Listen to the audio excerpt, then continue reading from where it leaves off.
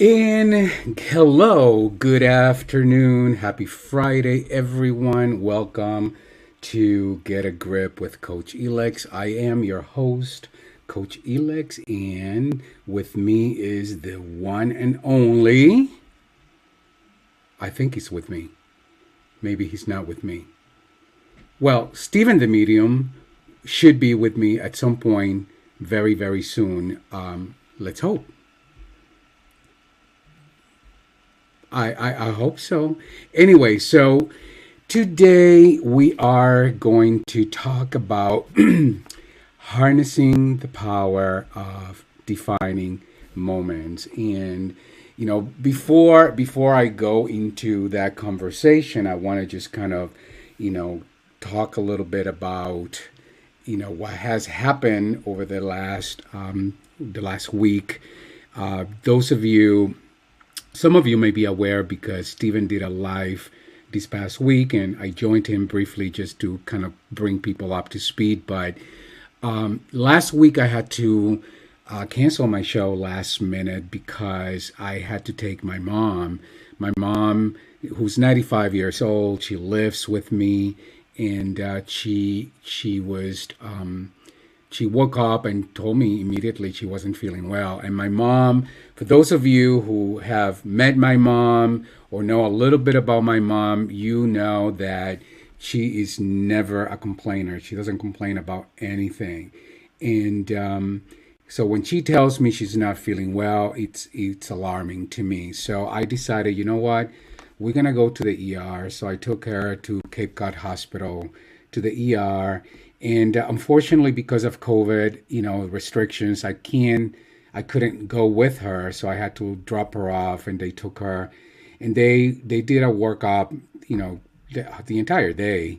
At some point, they called me to let me know I could just go home, and they would call me back when they had some, definitive results. And about 6 p.m., they called me to tell me that they were going to hospitalize her.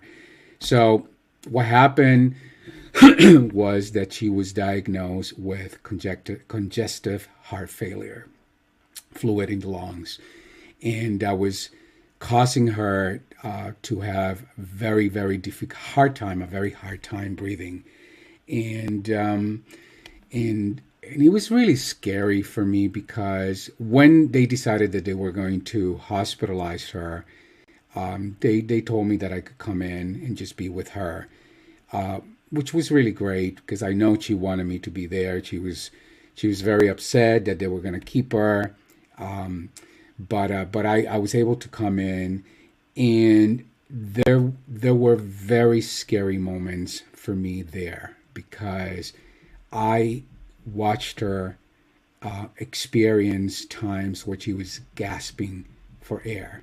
She literally couldn't breathe. And, thankfully we were at the hospital, so I knew that she was getting the care that she needed. But it was really scary, there for a moment, just to be there and feel helpless, because that's really how I felt, just a sense of helplessness. But the good news is that they discharged my mom. They kept her. They put her on, diuretics to get rid of fluids intravenously, and she started really feeling much better, looking much better, sounding much better, and thankfully she's home now. And again, we just this morning had a follow up with the cardiologist, just to make sure that everything is up to par. And she continues to do well and do better. So thank you guys for those of you who knew what was going on and who kept in touch and communication with either Stephen or myself. Thank you for the prayers. I really believe in the power of prayer. There's nothing more powerful than have a collective group of people really praying for the health and the well-being of somebody else. So prayers. Hello. Hello. Oh my God. Are you? I was about to say, where have you been? I'm surprised you could not hear me screaming or yelling at this laptop from downstairs, Elix. It just froze. I was on, and all of a sudden everything just froze up, and I could hear you, but you couldn't hear me. But I'm here now. Well, I'm glad that you're here. But I was just telling Stephen, what's going on with my mom, and just thanking people, for all the prayers and for just being so supportive. And keep the prayers. Keep the prayers because, she needs them. She's still not at 100%. She's doing much better, but we need your prayers. And so please join in and help us, send us, good thoughts to spirit and to the universe and to God, most importantly. So, yes, somebody on the live said, Karen Garman, Stephen has arrived. And of course, he has to arrive, he has to make this grand entrance, only as Stephen, That's not true. We expect nothing. Oh, yes, it is very true. So, come on. So Stephen, now that I, kind of brought people up to speed, tell everyone what are you up to? What's going on with you? Well, if you want the most recent, right before I was setting up my laptop, I looked to the right to the sliding glass door, and there's a hornet there. And I'm like, please tell me this hornet is on the outside and not the inside. Of course, no, it's on the inside. So I had to run downstairs and get a little Tupperware thing because, I can't kill it. Ran upstairs. Thankfully, he stayed there. He was a good boy. I put the Tupperware on, put a little card underneath, and let him fly free. So maybe I should blame the hornet for why I'm late. But things are going well here on my end. Things are moving forward. As a matter of fact, something you don't even know, I am one step closer to getting a date for my first live outside event since COVID. And when you were at the doctor's with your mom today is when I was doing this. So I'll have to tell you about it afterwards, Elix. But I'm really, really excited. Well, that's awesome. And is that a place, in the Cape, or where is it? Yes, that is at the wonderful Sagamore Inn. Beautiful. What a wonderful, wonderful location. That's exciting. Oh, yeah. It's right over the bridge, and it's outside. They erected 10, and they're going to have a new flooring, and it's overlooking a pond, and it is going to be fantastic. And people are just waiting to get out. So, excuse me, for those of you who are listening, I would imagine that most of you already know about Stephen. Stephen is an attorney, but he's also a medium. So he speaks to dead people. And you can find him at, Stephen the Medium. And that's what he does. So, and one thing that we've heard time and time again, Stephen, is a lot of people want to see you in person because it's been over a year. Mm-hmm. Because of COVID, you haven't been seeing people face to face. You've been doing Zoom, but it's so excited. I'm so happy for you. Yes, no, me too, Elix. So, so today, Stephen, we're going back to harnessing the power of the defining moments in our lives. And last time you talked about one of your defining moments, and we really spent the whole hour talking about that defining moment for you and the impact that it had on you. So since you spoke about it publicly during the 2 weeks ago during the live radio show, did anything, did you have any other afterthoughts? Did you notice anything differently? Did you notice a sense of more freedom because you've been so public about that defining moment and what it's provided for you? Anything at all? Yeah, a lot, Elix. This is not the first time I've actually. I'm pretty open with that experience. Maybe it's the first time on a venue like this that maybe I shared this. I don't remember, but it was for me what was the most amazing part of, I think just sort of like getting it off your chest and sharing and knowing that there could be one person that feels the same way or had a similar experience and it could be helpful to them.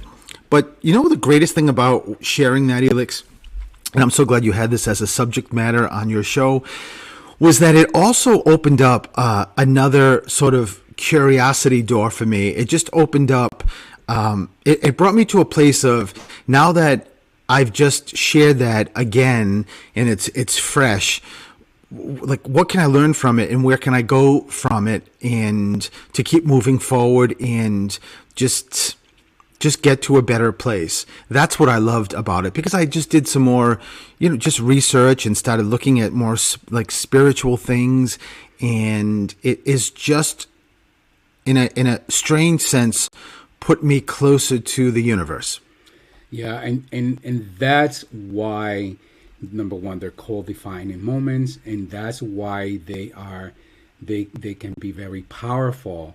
And we want to harness that power, but towards empowering us, right? Because defining moments can be building blocks, of excellence. They can become the building blocks for a better life, for an extraordinary life. But they often lead us to make narratives about ourselves. And oftentimes, although the narratives can often be good or bad, oftentimes the bad narratives, the negative narratives, are the ones that sort of derail us. They're meant to derail, our progress, our life, where what we want, what we're up to, and they really do. They could hold us back from living our best life. But what you talked about, Stephen, is when we get that sense of awareness of what the defining moment is, that sense of clarity, then you have the choice. Then you have the power to decide what you can and should do with it to move you forward. So, with that said, we're going to take a break. If you want to join the conversation, you're always welcome, no matter where you are in the world. Always welcome to join us. You just have to call 508-222-1320. And when we come back, we're going to talk about what constitutes a defining moment, how we can move forward from one. I'm going to share one of my personal defining moments, and we'll take it from there. So we'll be right back.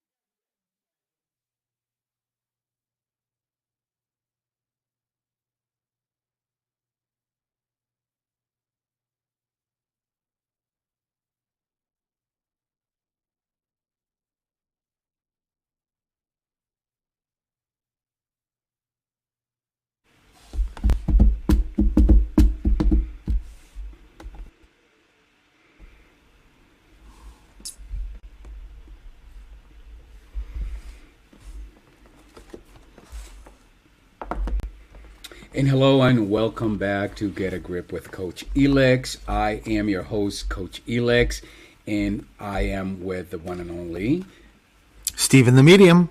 That was a test. That was a test to make I'm sure here. that I'm you here. were there. The last time I said the one and only, and it was like blank, nothing, nothing happening as Stephen was fighting with a hornet. Anyway, so we're talking about harnessing the power of defining moments. And last show, Stephen shared, a defining moment for him, which was the loss of his father at a very, very early age, and the impact that that had on who he was and his life since being 8 years old. So what is a defining moment? So a defining moment, for those of you joining us for the first time, is a point in your life where you are urged to make a pivotal decision about yourself, or when you experience something that fundamentally alters who you are, changes you. And not only do these defining moments define us, or they have the power to define us, but they also have the power to be transformative, or to have a transformative effect in our perceptions and our behavior.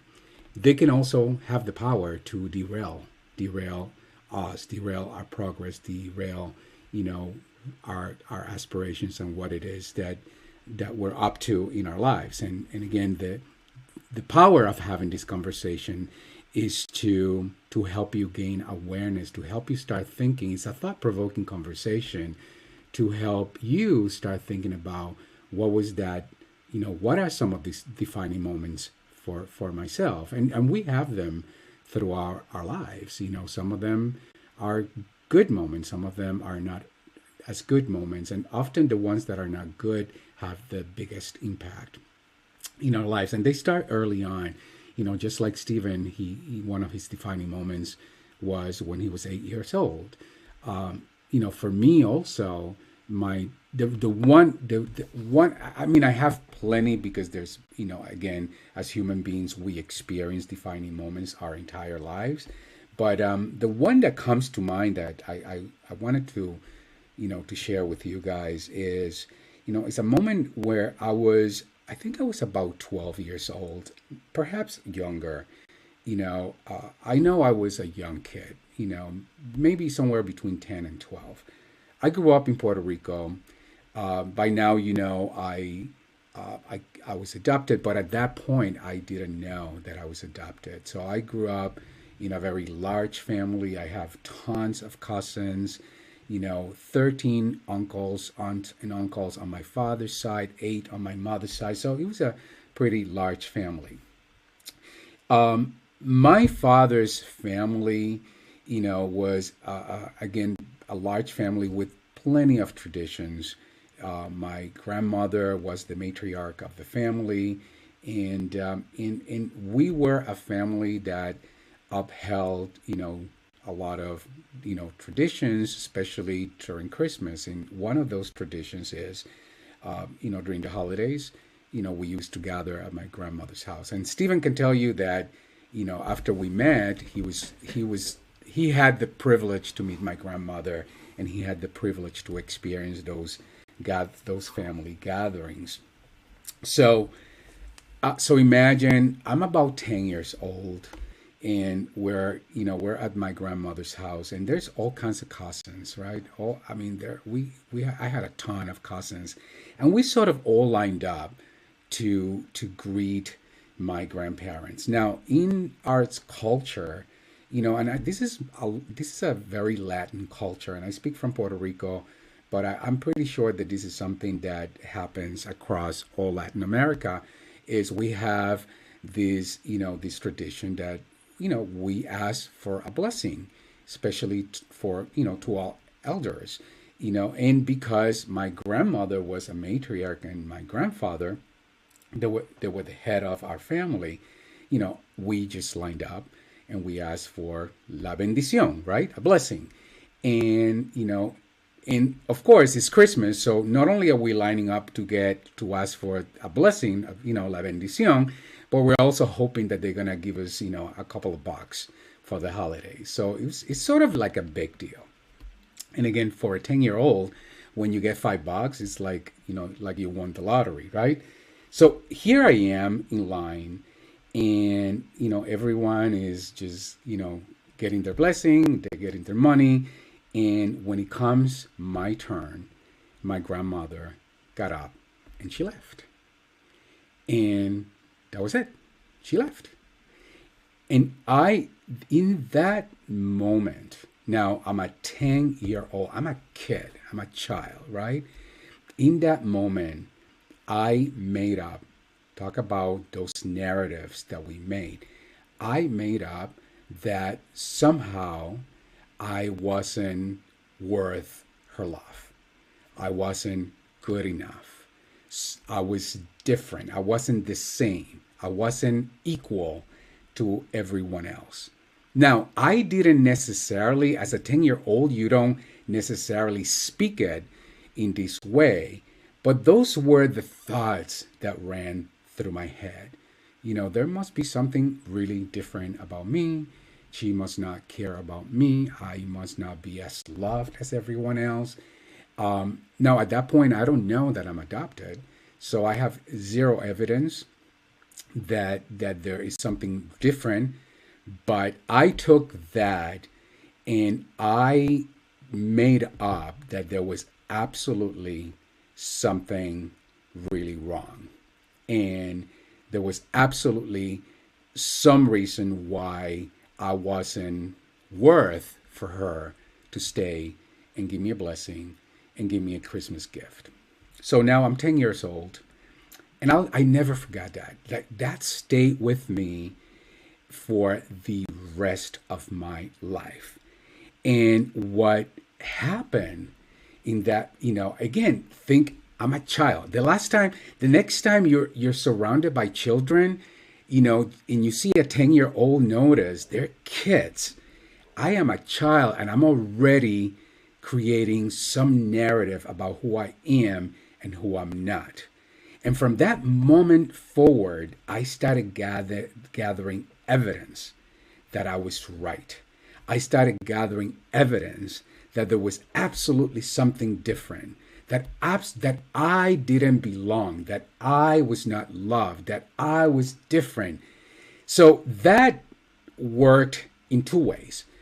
In one way, that narrative was designed to put the lid on my power.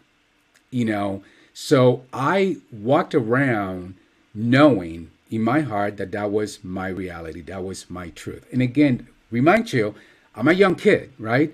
And as I'm getting older, I'm 12, I'm 13, but still a young person. The other part of that, the defining moments, and that's why I always say defining moments have both good and bad. Because what happened is it made me determined to prove otherwise. So from very early on, I made up, you know what? Okay, so I'm going to be better than. I'm going to prove to all of you that I'm better than.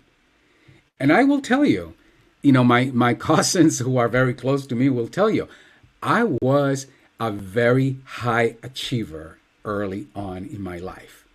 Like I did things that kid my age would not even be thinking of doing. And Stephen and I joke because our lives were so different that, at 13 years old, I am running a very independent life because I was out to prove, I am going to be better than anyone. I'm going to do things that nobody here has done because I'm going to prove to you, my grandmother, that, that you're wrong. So early on, what happens? I was super, super highly accomplished. The problem with that, and by the way, highly accomplished, when early on, at 17 years old, I knew when I was graduating from high school, I knew I was going to come to Boston. By the way, nobody paid for me to come to Boston. Nobody. I made that on my own. I made it happen on my own. I lived on Beacon Hill in Boston as an 18-year-old. Nobody paid for that. I made it happen on my own because I was driven to prove that I was indeed better than. Because I was determined that I was not going to be defined by somebody else as less than. The problem with that, by the way, is that on one hand, yes, I achieved all kinds of success, all kinds of great things. But on the other hand, what happened was I felt like I was a hamster. Visualize that when you have hamsters in that little wheel, and visualize yourself in that wheel, like running like maniac, right? Except that you don't go anywhere. And that's what my life was. No matter what I did, no matter what I accomplished, it was on top of, I'm not good enough. So we're going to take a short break. When we come back, I'm going to tell you how I transformed that. Because had I not transformed that, I promise you, my life would not have been the life that I have today. So we're going to take a break, and we'll be right back.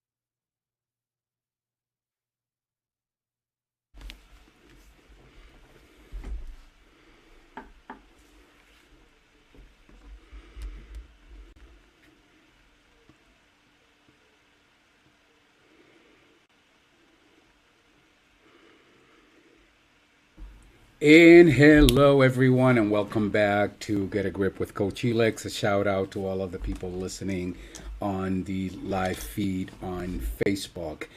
And today we're talking about harnessing the power of defining moments. And I was telling you about one of my defining moments, when I was 10 years old, being at my grandparents' house, standing in line, waiting for la bendición, a blessing, during Christmas, and having my grandmother get up and walk away and never coming back. So again, as I was saying before, that had a dual effect. One of them, it made me very driven to accomplish things that most kids at my age would have had no interest, but at the same time, it also left me with, an ever going empty feeling, because no matter what I accomplish, again, I left Puerto Rico, I came to Emerson College, I got both my bachelor's and my master's at Emerson College. I lived on Beacon Hill. I was super independent. I became a, high healthcare executive early on. And so on and so on and so on. But no matter what I accomplished, it was on top of, but I'm still feeling not good enough. I'm still feeling that sense of, I'm less than, I don't belong. So the question is, how did I transform that? Well, lucky for me, I started doing, some training early on. And those of you who know my background, I led a program for landmark education, and they had a very strong coaching component. And that was one of the conversations I had to confront in order for me to get certified to lead this program. And I got a sense of awareness like that this whole story happened, but it was filed in that subconscious place, like what I don't know that I don't know, until I did that training. And then I realized, oh wow, this is the story that has been running me. This is the story that has been the narrative that has been running my life. And like Stephen, there were two kids, right? There were always Elix the adult and Elix that 10-year-old. And there was always a constant battle about who was going to be in charge. And oftentimes the kid was in charge of managing the adult. And you can imagine how that didn't work out, because a kid, it's not equipped to manage an adult's life. And that was what my life looked like. So one of the things that I was encouraged to do was to find out. So the narrative was a story that happened that I listened to it as if it was the truth. But the truth is, I didn't know what my grandmother's intentions were, because I never talked to her about it. I just experienced that she got up, left, and then I made up something. So I'm in my mid-20s, and I am here in Boston.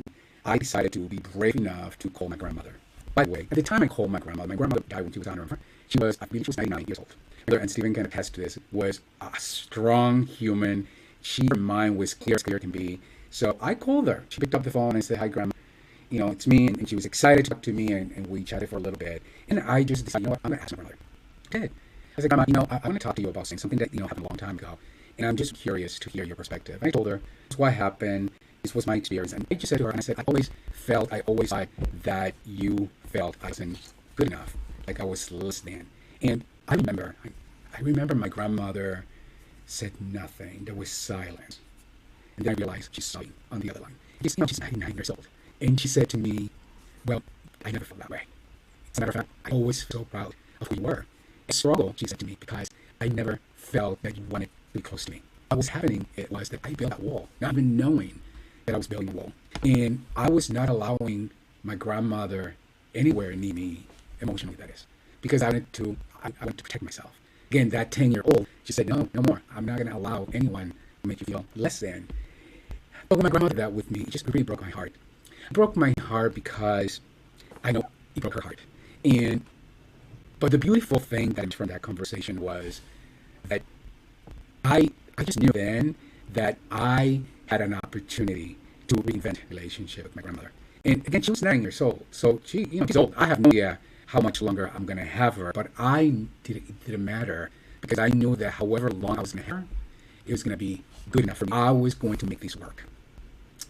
And from that moment forward, my relationship with my grandmother transformed. We became very close.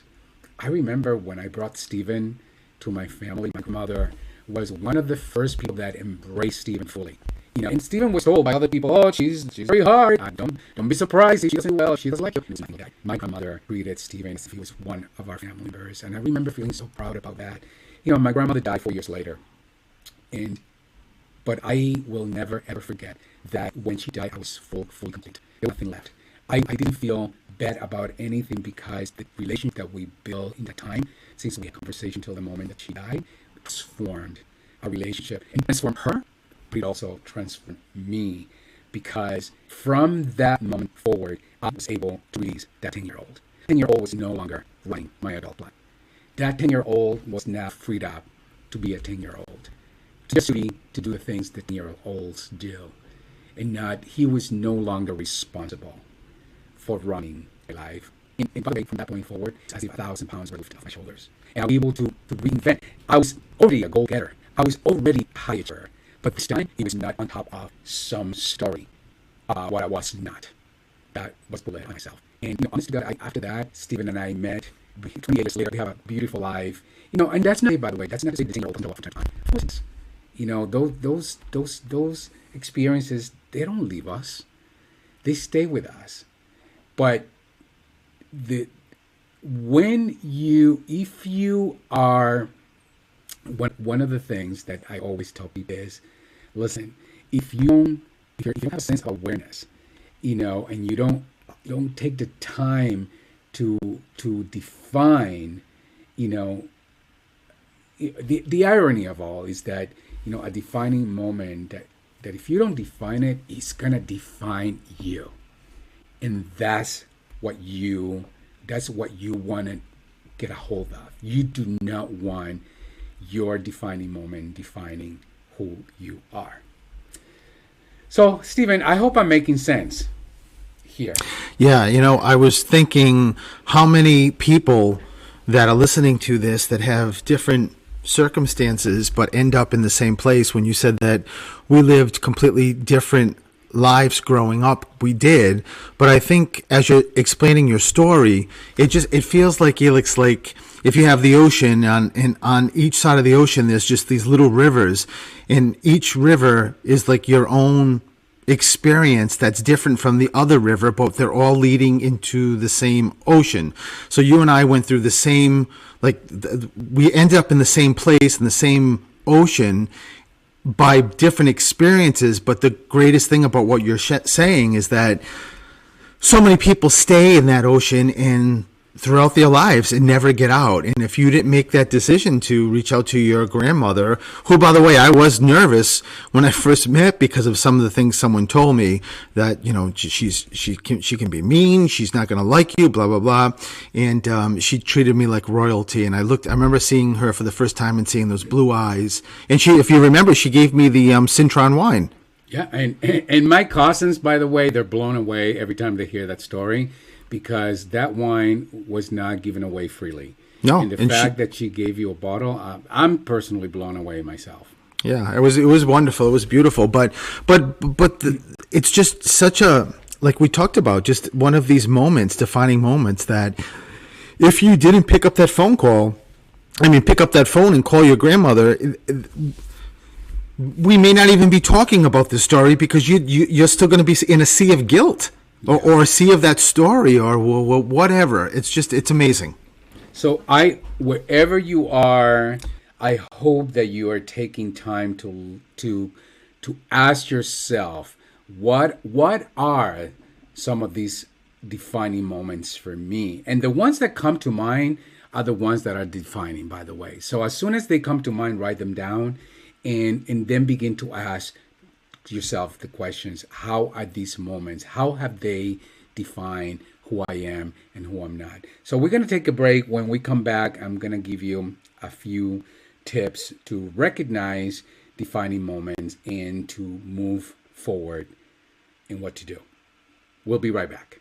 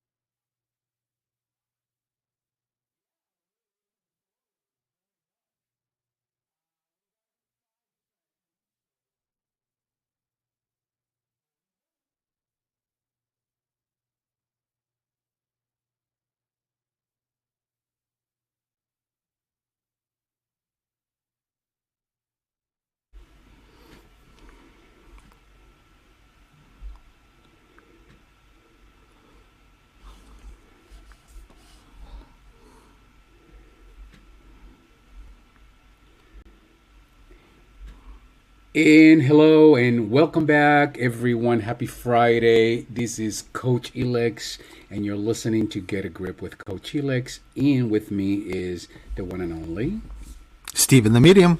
Stephen the Medium, my better half, Stephen the Medium, and my co-host. So, anyways, we're talking about harnessing the power of defining moments, and we do have a call, so let's take it. Hello, this is Coach Elex. Hello, Hi, who's this? this is Cheryl. Cheryl, welcome. Hi, Cheryl. Thank you. Hi. So, what is this conversation providing for you, Cheryl? Are you there? What happened to Cheryl? I don't know. Are we there, Mark? Oh, well, she hung up. Maybe Cheryl was, you know, maybe she was scared. That's okay. You don't have to be scared. You can join the conversation. We have lots of love. Oh, actually, pun intended. Lots of love. That's Steven's tagline.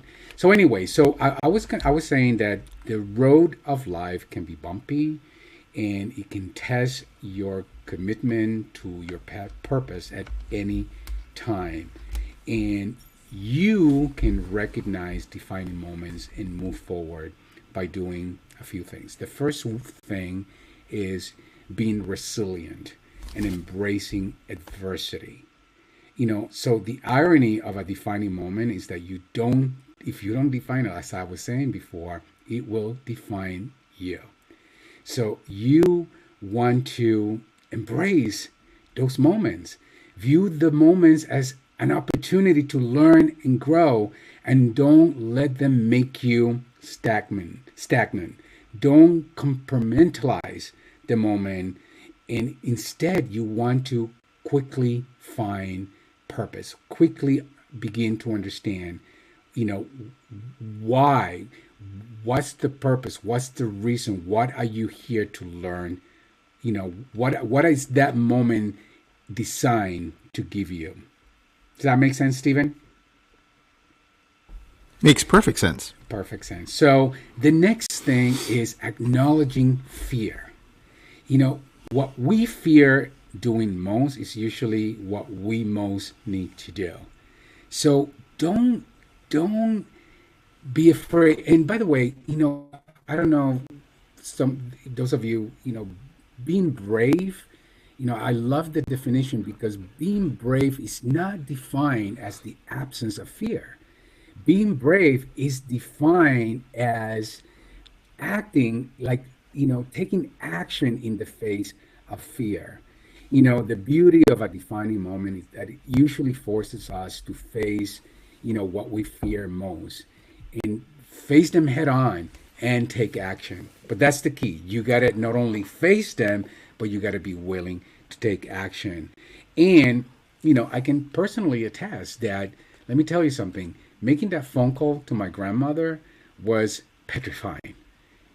I was scared because I was afraid. What is she gonna say? What is she gonna do? What if all of this is true? But I decided I wasn't gonna be stopped by the fear. So acknowledging fear also helps mitigate the potential of paralyzing effects. Make sense to you, Stephen? Yes.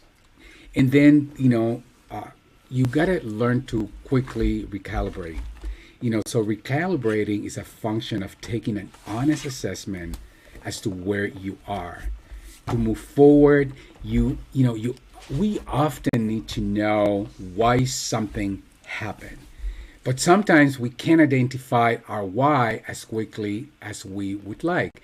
Your why is the foundation for building your action plan to move you forward. And it is essential to think about the defining moment and open up yourself to the innumerable lessons that it provides. So when you open up yourself, it's like you clear the way for the why, and it often just shows up effortlessly. And then the last thing creating a solution-based action plan. From a business, and I'm speaking to leaders, from a business perspective, action plans, are the only essential thing that helps us benchmark progress. I tell people, listen, if results don't happen by just pure insight, by thinking about, what you want to do or what you got from something. That insight is great. Insight, the perspective of, acknowledging something is absolutely awesome and necessary. But that alone does not produce results or change or progress of any kind. You got to learn to take action. So your plan doesn't have to be complex, but it has to be specific. You need to have a roadmap for moving forward, and it lets you know, and the roadmap is what's going to let you know, what you need to do, and also how far you've come. So for me, it was, I knew specifically my action required that I call my grandmother, that I had a conversation with my grandmother, that I shift how I view, how I related to that narrative. And it also required that I transform that conversation. And in doing all of the above, what I got in return was just simply priceless. So I hope, we're about to run out of time. I hope this conversation was valuable to all of you, that you walk away with a golden nugget that you can, that you can really hold on to and use to help you better yourself, to help you gain a new perspective and a new insight that will lead to different action, which will yield different results in your life. And for me, honestly, every time I talk about this, it just brings me back to the experience, but most importantly, it brings me back to everything I gained, and that, and really carrying on my grandmother's legacy as we, as I live the rest of my life.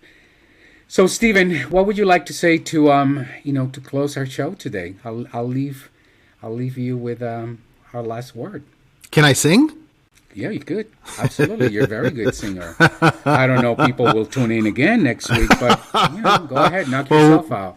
Well, we'll see. This past Wednesday I sang. We'll see if they come back next Wednesday to Through the Static. But what I was going to say is that, if you didn't make that call to your grandmother, I think what people should realize too, that story that would continue is also taking up your energy. It's blocking, like incredible, fabulous, energy that's more in sync with your passion and your meaning to life. All of that it can't fit. It can't come in because you've got these crazy stories. So, for anyone who's listening, I think that example you gave, Elix, of what happened with you is just, it's just amazing.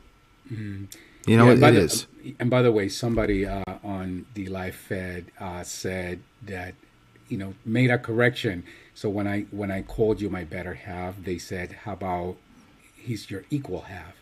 And that's a really good correction, because, what Karen is saying is that, in a way, by calling you my better half, I'm sort of like making myself wrong as well. And, and that's something that I have to learn to have better awareness. So thank you for the correction. And Stephen and I, we really, that's why we have the relationship that we have. Yeah, well, I'm going to ban Karen from my Stephen the Medium. You know what? I'm not surprised, Elix, that Karen, I love Karen, and I'm not surprised that she picked that up, because that's a conversation that you and I have had over 28 years of me always on you about saying something like that's not putting you in the same level universe as you should be, as both of us are. And, Karen is very connected spirit-wise, extremely connected. So I'm not surprised that she picked up on that. And so, Karen, I thank you for that. And that demonstrates, by the way, that just because I've been coaching and I have mastery of this conversation for the last, 20 years that my humanness doesn't get in the way from time to time. My humanness gets in the way, and that's something that, it's okay. We have to embrace our own humanness. What's not okay is to get stuck, and not be able to make the shift in real time. So, that's a perfect example. I got called out, and I made a correction in real time instead of just holding on to something for days, for weeks, for months, and so on. So, Stephen, how can people get a hold of you? Stephen the Medium, Facebook, website, Instagram. So check me out because there's a lot of things coming up. And you can find me at Coach Elex anywhere. Coach Elex, Instagram, Facebook. I'm working on a brand new website. Lindsay Darlin, my brand manager, is hard at work making me look really, really good. So soon I'm going to unveil my new website. But you can find me on Instagram, on Facebook at any time. And thank you, Mark, for doing everything that you do for us, for producing our show, for always being there for us, no matter what. And thank you, Jim, for being willing to step to the plate whenever, we need you. So appreciate both of you. And have a great weekend, everyone. And as Stephen would say, what is it that you always say, Stephen? A lot of love. A lot of love. Bye, everyone. Bye.